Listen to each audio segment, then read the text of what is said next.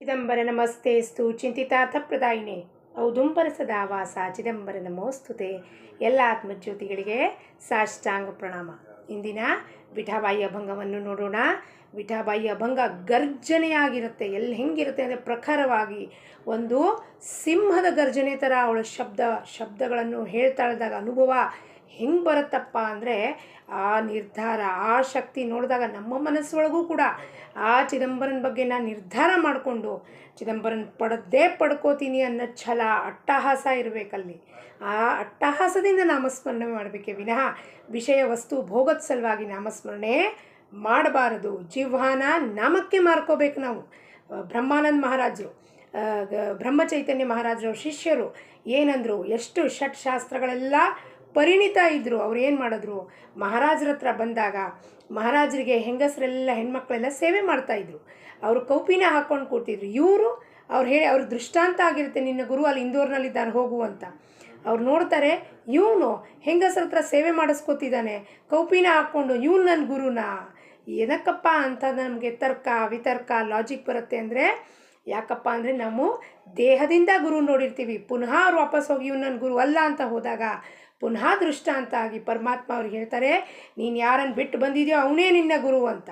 ಅವಾಗ ಬ್ರಹ್ಮಾನಂದ ಮಹಾರಾಜರು ಪುನಃ ಹೋಗಿ ದೀರ್ಘ ದಂಡ ನಮಸ್ಕಾರ ಮಾಡಿ ಗುರುಚರಣಕ್ಕೆ ಬಿದ್ದು, ಸದ್ಗುರುನಾಥ, ನನ್ನ ತಲೆ ಉಪಯೋಗಿಸಿ ನಿನ್ನನ್ನು ಅಳಿಯೋಕ್ಕೆ ನಾನು ಹೋಗಿದ್ದೀನಿ. ನೀನು ಬ್ರಹ್ಮಚೈತನ್ಯ, ಬ್ರಹ್ಮಕ್ಕೆ ಇಡೀ ಬ್ರಹ್ಮಾಂಡಕ್ಕೆ ಚೈತನ್ಯ ಕೊಡುವನು ನೀನು. ನಿನ್ನನ್ನು ನಾನು ಅಳಿಲಿಕ್ಕೆ ಸಾಧ್ಯನಾ? ನಿನ್ನನ್ನು ಅಳಿಲಿಕ್ಕೆ ಸಾಧ್ಯವೇ ಇಲ್ಲ. ನನಗೆ ಈ ಒಂದು ಅಹಂಕಾರ, ನಾನು ಪಂಡಿತನಿದ್ದೀನಿ, ಜ್ಞಾನದ ಅಹಂಕಾರದಿಂದ ನಿನ್ನನ್ನು ಹಾಗೆ ನೋಡಿದೆ.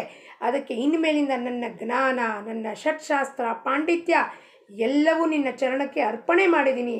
ಇಂದಿನಿಂದ ನನ್ನ ಉಸಿರಿರೋ ತನಕ ನಾಮಕ್ಕೆ ನನ್ನ ನಾಲ್ಗೆಯನ್ನು ಮಾರ್ಕೊಂಡಿದ್ದೀನಿ ಅಂತ ಅಂದಿನಿಂದ ಕಡೇ ತನಕ ಅವ್ರು ಏನೂ ಹೇಳಲಿಲ್ಲ, ಯಾರಿಗೇನು ಬೋಧನೆ ಮಾಡಲಿಲ್ಲ.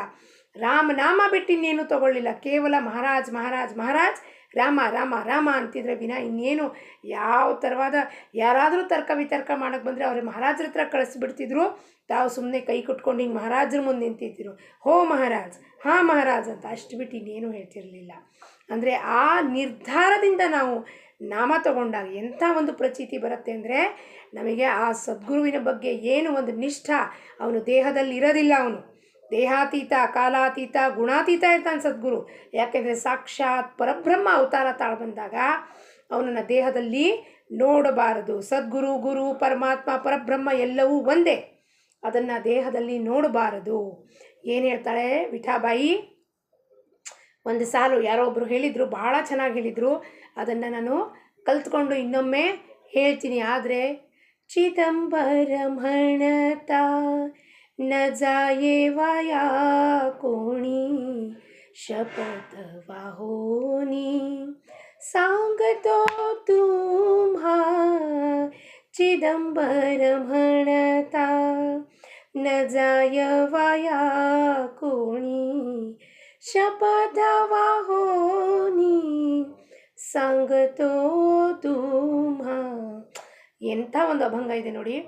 ಚಿದಂಬರ ಮಣತ ನ ಜಾಯ ವಾಯಾ ಕೋಣಿ, ಶಪಥ ವಾಹುನಿ सांगतो तुम्हा. पैज बांधोनी म्हणा नाम चिदंबर, देह हे अंतर शोधोनिया. म्हणता चिदंबर तरला नाही कोणी, ऐसे एक जाणी सांगा मज. विठाबाई म्हणे विषयी भजन करीत, वाया जाती लोक ಅನಂತೆ.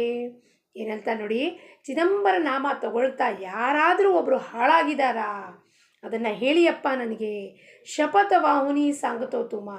ನಾನು ನಿಮಗೆ ಆಣೆ ಹಚ್ಚಿ ಹೇಳ್ತಾ ಇದ್ದೀನಿ, ಅವನ ನಾಮ ತಗೊಂಡವರು ಉದ್ಧಾರ ಆಗಿದ್ದಾರೆ ವಿನಃ ಯಾರು ಹಾಳಾಗಿಲ್ಲ. ಅಂದರೆ ನಮಗೇನು ಬೋಧನೆ ಮಾಡ್ತಾಳೆ ವಿಠಾಬಾಯಿ ಇಲ್ಲಿ? ದಿವಸದ ಕೆಲವು ಕಾಲಗಳನ್ನು, ಗಂಟೆಗಳನ್ನು ನಾಮಸ್ಮರಣೆ ಸಲುವಾಗಿ ಮುಡುಪಾಗಿಡ್ರಪ್ಪ. ವಿಷಯ ವಸ್ತು ವ್ಯಕ್ತಿ ಹಿಂದೆ ಹೋಗಬೇಡಿ. ವಿಷಯ ಲಾಲಸ್ಯದಲ್ಲಿ ನಿಮ್ಮ ನಾಲ್ಗೆಯನ್ನು ವಿಷಯಕ್ಕೆ ಮಾರ್ಕೊಂಡು ಗಾಸಿಪ್ ಮಾಡಬೇಡಿ. ಅವ್ರಿವ್ರ ಕರ್ಮ ಕಟ್ಕೋಬೇಡಿ. ಮಾತನ್ನು ಬಿಟ್ಟಾಕಿ ನಾಮಸ್ಮರಣೆಗೆ ನಿಮ್ಮ ನಾಲ್ಗೆಯನ್ನು ಮಾರ್ಕೊಳ್ಳಿ. ನಿಮ್ಮ ನಾಲ್ಗೆಯಲ್ಲಿ ಚಿದಂಬರ ಚಿದಂಬರ ಚಿದಂಬರ ಬರ್ತಿದ್ರೆ ನೀವು ಯಾವತ್ತೂ ಹಾಳಾಗೋದಿಲ್ಲ, ಉದ್ಧಾರ ಆಗ್ತಿದ್ದೀರಾ ಅಂತ ನಾನು ಆಣೆ ಮಾಡಿ ಹೇಳ್ತೀನಿ ಅಂತ ನಿರ್ಧಾರದಿಂದ ಹೇಳ್ತಾಳಂತೆ. ಅವಳು ವಾಕ್ಯದಲ್ಲಿ ಅಥವಾ ಶಬ್ದದಲ್ಲಿ ಏನು ಒಂದು ಶಕ್ತಿ ಇದೆ ಅನ್ನೋದ ಶಕ್ತಿ ಅನುಭವ ಮಾಡಬೇಕು ನಾವು. ಫೈಜ ಬಾಂಧೋನಿ ಮಣಾನಾಮ ಚಿದಂಬರ, ಗೆಜ್ಜೆ ಕಟ್ಕೊಂಡು ನಾಮವನ್ನು ತಗೋಬೇಕು ಅಂತಾಳೆ. ದೇಹ ಅಂತರ್ಶೋಧನಿ ಅಂದರೆ ಈ ದೇಹಕ್ಕೆ ಅಭಿಮಾನ ಇರ್ಕೂಡ್ದು. ನಾವು ದಿಂಡಿಗೆ ಹೋದಾಗೆಲ್ಲ ಅಲ್ಲಿ ಕುಣಿತೀವಿ, ಸಾಂಬ ಚಿದಂಬರ ಸಾಂಬ ಚಿದಂಬರ ಅಂತ. ಹೆಂಗೆ ಕುಣಿಬೇಕಪ್ಪ? ದೇಹಾಭಿಮಾನ ಬಿಟ್ಟು, ಉಪಾಧಿಗಳನ್ನು ಬಿಟ್ಟು, ನಾನು ನನ್ನದು ಟೀಚರ್ ಡಾಕ್ಟರು ಅವರು ಇವರು ಅನ್ನೋದೆಲ್ಲವನ್ನು ಬಿಟ್ಟು ಅದನ್ನು ಕಳಚಿ ಆ ದೇಹಾಭಿಮಾನ ಅಂದರೆ ಅವಳು ಹೇಳ್ತಾಳೆ ಗೆಜ್ಜೆ ಕಟ್ಕೊಂಡು ನಾಮ ಚಿದಂಬರ ತಗೋಬೇಕು. ಹೆಂಗೆ ಮೀರಾಬಾಯಿ ಕಾಲಲ್ಲಿ घुंघरू ಕಟ್ಕೊಂಡು ರಸ್ತೆದಲ್ಲಿ ಆ ವೀಣಾ ಹಿಡ್ಕೊಂಡು ತಂಬೂರ ಹಿಡ್ಕೊಂಡು ಹೋಗ್ತಿದ್ಲು. ಮೇರೆ ತೋ ಗಿರಿಧರ ಗೋಪಾಲ ದೂಸರೋನೋ ಕೋಯಿ ಅಂತ. ನನ್ನ ಗಿರ್ಧಾರಿ ಬಿಟ್ಟು ಇನ್ಯಾರೂ ಇಲ್ಲ, ಅವನ ಸಲುವಾಗಿ ಕುಣಿತೀನಿ ನಾನು, ಬಾಕಿ ಜನದ ಕಟ್ಕೊಂಡು ನನಗೇನು ಮಾಡಬೇಕಾದ್ರೆ. ರಸ್ತೆದಲ್ಲಿ ಕುಣಿತಿದ್ಲು ಅವಳು, ಯಾರ ಬಗ್ಗೆ ವಿಚಾರ ಮಾಡ್ತಿರ್ಲಿಲ್ಲ. ನಾವು ದಿಂಡಿನಲ್ಲಿ ಹೋಗಿ ಕುಣಿಲಿಕ್ಕೂ ನಾವು ವಿಚಾರ ಮಾಡ್ತೀವಿ. ಯಾಕೆ? ಅಕ್ಕಪಕ್ಕದಲ್ಲಿ ನೋಡ್ತೀವಿ ನಾವು, ಹಿಂಗೆ ಯಾರು ನಮ್ಮನ್ನು ನೋಡ್ತಿದ್ದಾರೆ ಅನ್ನೋ ಭೀತಿಗೋಸ್ಕರ ನಾವು ಬಿಟ್ಟರೆ ಪರಮಾತ್ಮನ ಜೊತೆ ಆ ಪ್ರೀತಿ, ಆ ಸಂಬಂಧ, ಆ ಭಕ್ತಿ ಬಿಟ್ಟು ಹೋಗುತ್ತೆ. ಅದಕ್ಕೆ ದೇಹವೇ ಅಂತರ್ಶೋಧನೀಯ. ಒಳಗೆ ನಾನು ಯಾರಿದ್ದೀನಿ, ನಾನು ಚಿದಂಬರನವಳಿದ್ದೀನಿ ಅಂತ ವಿಠಾಬಾಯಿ ಕುಣಿತಿದ್ಲು, ಮೀರಾಬಾಯಿ ಕುಣಿತಿದ್ಲು, ಜನಾಬಾಯಿ ಕುಣಿತಿದ್ಲು, ವಿಠ್ಠಲನವಳಿದ್ದೀನಿ ನಾನು ಅಂತ. ಆವಾಗ ಯಾವ ನಾಚಿಕೆ ಮಾನ ಮರ್ಯಾದೆ ಎಲ್ಲ ಬಿಟ್ಟು ಅವನ ಸಂಘದಲ್ಲಿದ್ದಾಗ ನಾನು ಹೆಂಗೆ ಕುಣಿತೀನಪ್ಪ. ಮೀರಾಬಾಯಿದು ಒಂದು ಇದಿದೆ, ಪದಿದೆ, ಸಾವರಿ ಮೇತೋ ಸಾವರಿ ಕೆ ರಂಗ ರಾಚಿ ಏನೋ ಇದೆ, ಅದು ಮರ್ತೋಗಿದೆ. ಅದು ಇಷ್ಟು ಚೆನ್ನಾಗಿ ಹೇಳ್ತಾಳೆ ಅವಳು ಕಿ ನಾನು ಸಾವರೇಕೆ ರಂಗ್ನಲ್ಲಿ ನನ್ನನ್ನು ನಾನು ರಂಗಿಸ್ಕೊಂಡ್ಬಿಟ್ಟಿದ್ದೀನಿ, ನನಗಿನ್ನೇನೂ ಇಲ್ಲ. ಪಗ घुंघरू ಬಾಂದ್ ಮೇ ನಾಚ್ತಿ ಹೂँ ಅಂತ. ಗಲಿ ಮೇ ನಾಚ್ತಿ, ರೋಡ್ ಪೇ ರಸ್ತೆ ಪೇ ಎಲ್ಲ ತ್ಯಜಿಸಿ ನಾನು ಯಾರಿದ್ದೀನಿ ಅಂತ ಮೇವಾಡ್ಕಿ ರಾಣಿ ಅನ್ನೋದು ಮರ್ತೋಗ್ಬಿಟ್ಟು ಆಕೆ ಕುಣಿತಾ ಇದ್ದಾಳೆ. ಹಾಗೆ ನಾವು ಗೆಜ್ಜೆಯನ್ನು ಕಟ್ಟಿ ಚಿದಂಬರ ನಾಮವನ್ನು ತಗೋಬೇಕು ಅಂದರೆ ದೇಹಾಭಿಮಾನ, ದೇಹಕ್ಕೆ ಅರಿವೇ ಇರ್ಕೂಡ್ದು, ದೇಹ ಭಾವ ಹೋಗಿಬಿಡಬೇಕು. म्हणता चिदंबर तरला नाही कोणी, ಐಸೆ ಏಕ ಜಾಣೆ ಸಾಂಗ ಮಜ. ಯಾರಾದರೂ ಒಬ್ಬರು ನಾಮ ತಗೊಳ್ತಾ ಭವಸಾಗರವನ್ನು ದಾಟಿಲ್ಲ ಅಂಥದ್ದು ಯಾರಾದರೂ ಒಬ್ಬರನ್ನ ತೋರಿಸ್ರಿ ಅಪ್ಪ ನನಗೆ ಅಂತ ಕೇಳ್ತಾಳೆ. ನಾಮ ತಗೊಂಡು ಯಾರು ಹಾಳಾಗಿದ್ದಾರೆ? ನಾಮ ತಗೊಂಡು ಭವಸಾಗರವನ್ನು ದಾಟಿದ್ದಾರೆ ವಿನಃ ಯಾರೂ ಹಾಳಾಗಿಲ್ಲ. ಭವಸಾಗರ ಸತ್ಕಿ ನಾವ್ ಖೇವಟಿಯಾ ಸದ್ಗುರು ಭವಸಾಗರ ತರ್ ಆಯೋ ಪಾಯೋ ಜಿ ಮೇನೆ.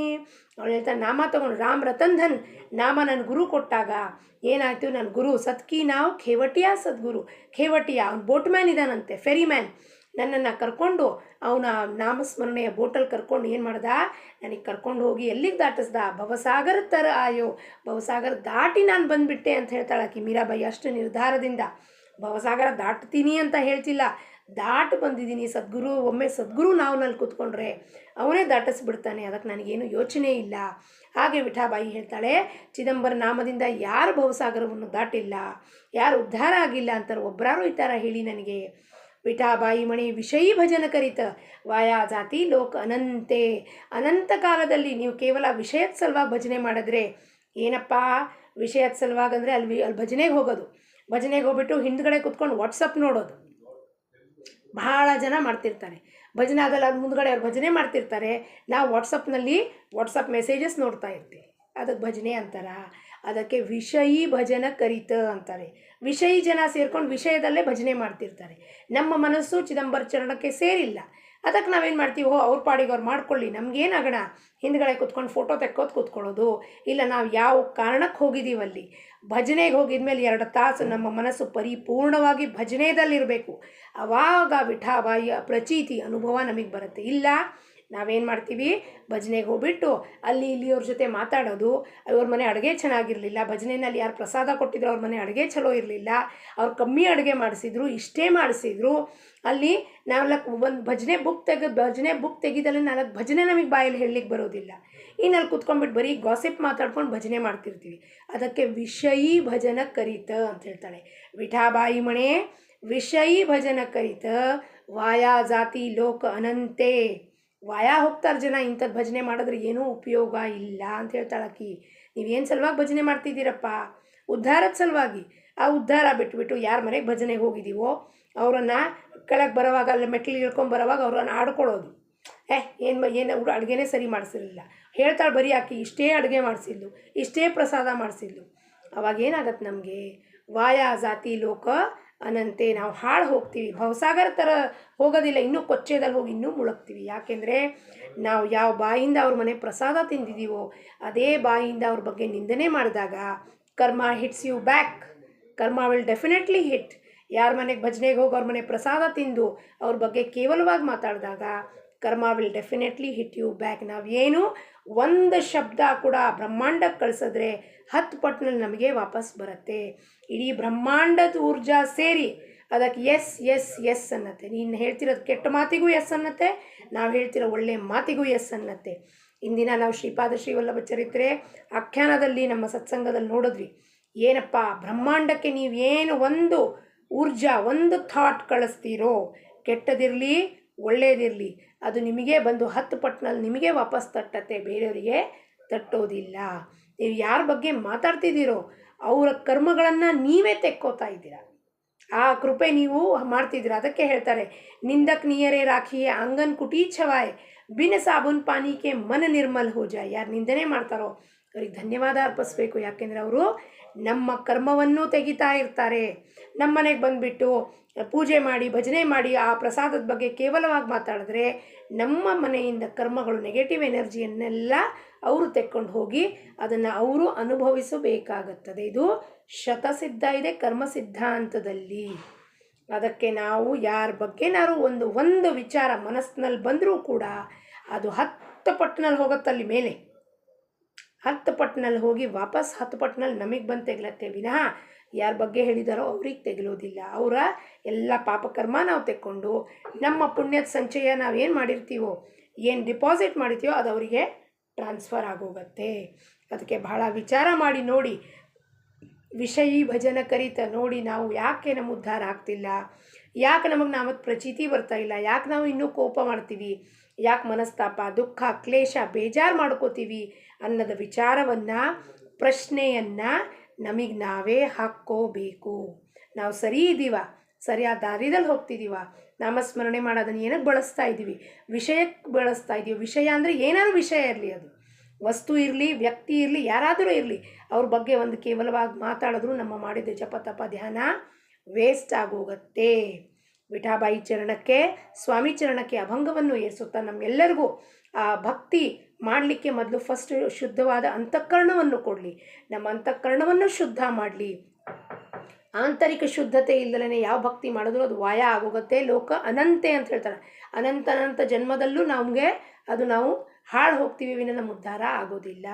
ಅದಕ್ಕೆ ಅವಳ ಹತ್ರ ವಿಠಾಬಾಯಿ ಹತ್ರ ಪ್ರಾರ್ಥನೆ ಮಾಡೋಣ, ನಮಗೆ ಆಂತರಿಕ ಶುದ್ಧತೆಯನ್ನು ಕೊಡಮ್ಮ, ನನ್ನ ಅಂತಃಕರಣವನ್ನು ಶುದ್ಧ ಮಾಡಮ್ಮ ವಿಠಾಬಾಯಿ.